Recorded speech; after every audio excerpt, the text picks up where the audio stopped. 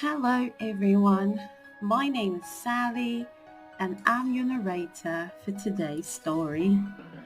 Are you ready? Let's get right into it. The Weaver's Gift. Once in a small town called Riverbend,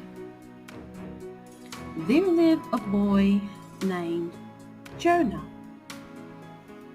Jonah was quiet and thoughtful, often watching the world around him with curious eyes. But Jonah had a problem. He didn't know who he truly was. At school, his classmates each seemed to have a place. Some were athletes, others were artists, and some were popular and confident. Jonah, however, felt like a thread out of place, unsure where he fit in the grand design of life. One day, his teacher gave the class a project. Create something that shows who you are. Jonah's heart sank.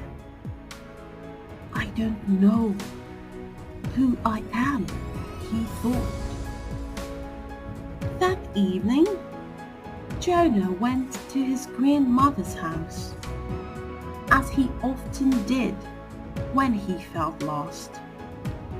His grandmother was a weaver, known throughout Riverbend for her beautiful tapestries.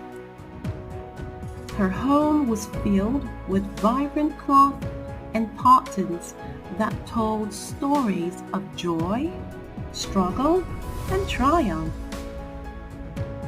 "Grandma," Jonah asked hesitantly, "how do you decide what to weave? How do you know what the pattern should be?" His grandmother smiled and took out a spool of gold thread. "Come, Jonah, let me show you." She led him to her loom, where a half-finished tapestry rested. "This is my newest piece," she said. "It's not complete yet, but every thread has a purpose. The golden thread is the path I follow. It reminds me that even when I don't see the full picture, the weaver above does." Jonah frowned. "But what if I don't know what the pattern should be? What if you don't even know what kind of thread you are?" His grandmother gently placed her hand on his shoulder. "Before I even begin weaving, I trust that the one who made the thread already knows its purpose." "Jonah, you are like this thread, crafted with care, designed for a beautiful purpose, even if you can't see it yet." She opened her Bible and read to him. "Before I formed you in the womb, I knew you." Jeremiah 1 verse 5. Jonah thought deeply about her words. The next day, he walked through Riverbend, looking at the people around him. He noticed the baker kneading dough with care. The librarian helping a child find a book, and the gardener planting flowers in a small park. Everyone, Jonah realized, had a role, a thread in the grand tapestry. But what about him? That night, Jonah had a dream. In the dream, he stood in a room filled with threads of every color. Each thread glowed softly, and together they formed a magnificent tapestry shimmering with light. In the center of the room stood a figure, cloaked in light, weaving the threads together. The figure turned to Jonah and said, "Your thread is unique. Trust me to weave it into something beautiful. You do not need to see the whole design to know it is good."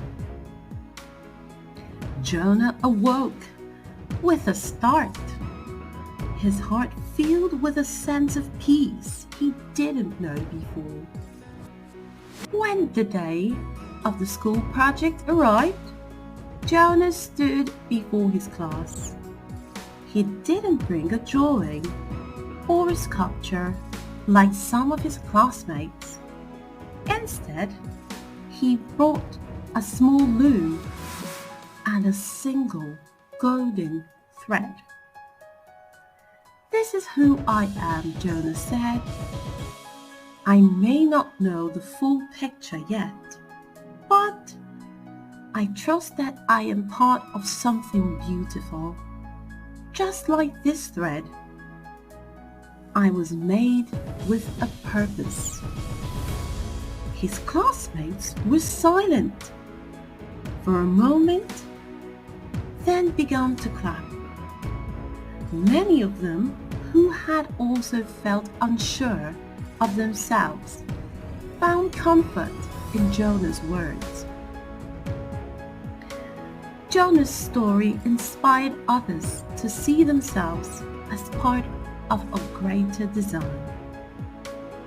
The baker, the librarian, and even the gardener found renewed joy in their roles, knowing they were all threads in the same tapestry.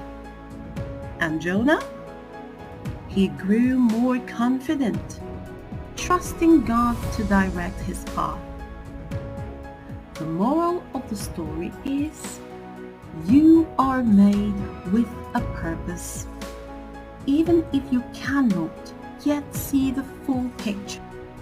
Trust that your unique thread has a place in the grand tapestry of life, woven by the one who knows you best. If you listen to the story to this point, you are the real MVP. Please like, share, and subscribe to our channel for more videos like this one. Bye! See you next time!